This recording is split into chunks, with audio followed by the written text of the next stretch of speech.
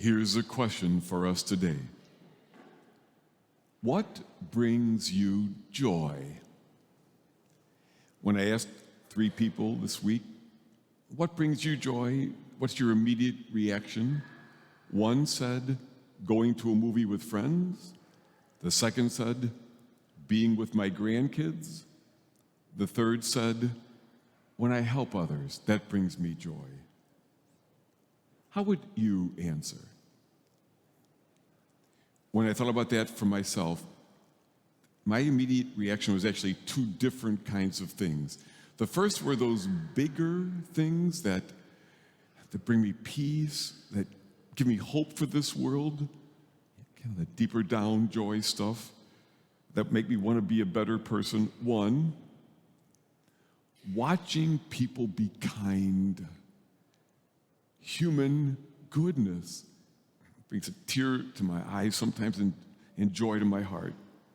And 2, when people with differing perspectives in life work side by side in peace, when instead of getting divisive and angry, we realize that we are in this together, that we are all God's children.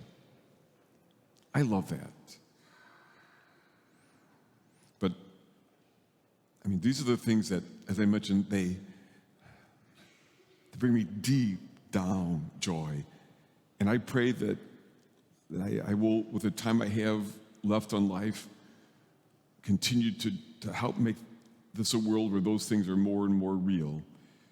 But today I want to more focus on our daily living, those kinds of things that bring us joy as we make our way through an ordinary day. And here it is for me. When I have enough inner awareness to savor the ordinary moments of an ordinary day. I'll say it again. When I have enough inner awareness to savor the ordinary moments of an ordinary day. When I am awake enough to notice how lucky I am as I walk over to church that I'm not in pain today, if I'm not.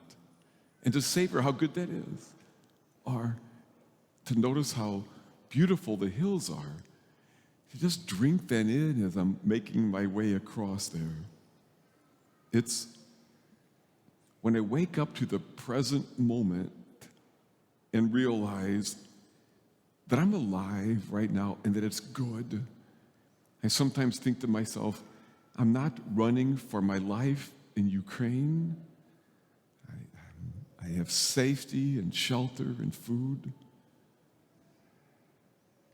It's when I stop and notice our staff laughing down the hall from me, or when I find myself laughing at myself and how I crack myself up when no one else is around. It's when I notice how great that bite of an apple tastes, or the colors in any given moment, or watching a red-tailed hawk ride a thermal, or the turkey vultures trying to catch that. It's when I step back inside myself enough in the moment to see the moment and the countless blessings woven into each moment of an ordinary day, when I notice what have been described as the ordinary miracles that each day holds. That's what brings me joy. What about you? What brings you joy? I ask that question because Jesus reminds us again today that we so often get caught up in things that don't really bring us joy, that we think will, but which don't, that we miss those things that truly do. This guy has a great harvest, right? And instead of savoring it, he thinks, I know what I got to do to be happy I need more. And sadly then, he missed the ordinary miracles that were already right around him in his life at that time. Jesus says, avoid greed in all its forms. He's not shaming us. It's just that he wants us to be alive and free and to find the joy that's available to us. And what typically gets in the way for us, I think, is less the possessions themselves or the money itself, though we can get possessed by our possessions, but more the mindset that happiness is out there somewhere. If I only had more, right? More likes on social media, more money, more activity, more stuff. Jesus reminds us that all goes away. On the accumulation of possessions, I love this brief interchange a good friend of mine had with her husband. She's a very organized person, and I don't know what brought up the question, but her husband once asked her, "When I die, how soon will you get rid of my things?" She said, "Will it be a morning service?" Jesus reminds us our stuff will go away, so our positions, our popularity. I mean, who doesn't enjoy getting a bunch of likes on something you post on social media? They're never enough, are there? Who doesn't want more things or more money? It's never enough, is it? As we go through life, we get hooked by the thought that we need more to be happy. And so we miss it. We don't wake up enough to see the blessings that are already ours. And I've been at the bedside of many a dying person. Never once has any of them said to me, "I wish I had more stuff," or a higher position. They wish they had savored their family when they had it, or an ordinary day. Let me tell you about another pandemic. I know we've heard quite a bit as we try to make our way through COVID, and now we're hearing about monkeypox. But this horrible disease, we do not talk about it enough.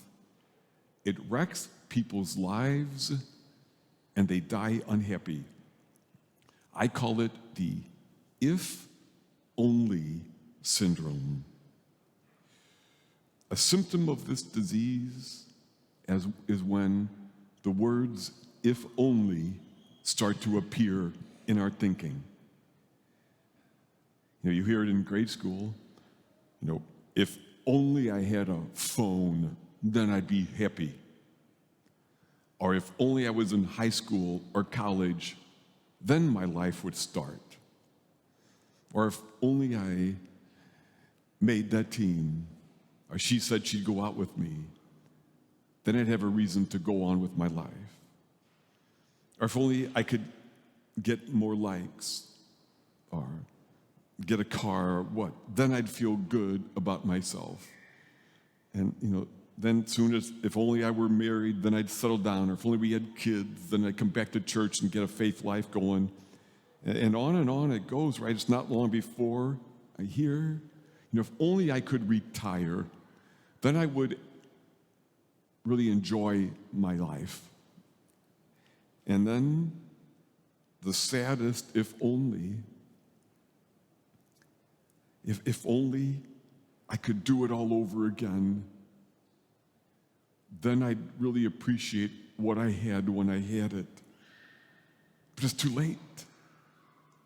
We have effectively if-only'd ourselves out of living.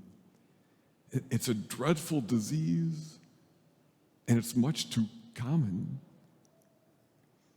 The antidote, certainly the practice of gratitude, and thinking, what really does bring me joy? And is it not, at least on some level, right around us now? It has been well said, it is extremely difficult to find happiness inside ourselves, and it's impossible to find it anywhere else. That's the great secret.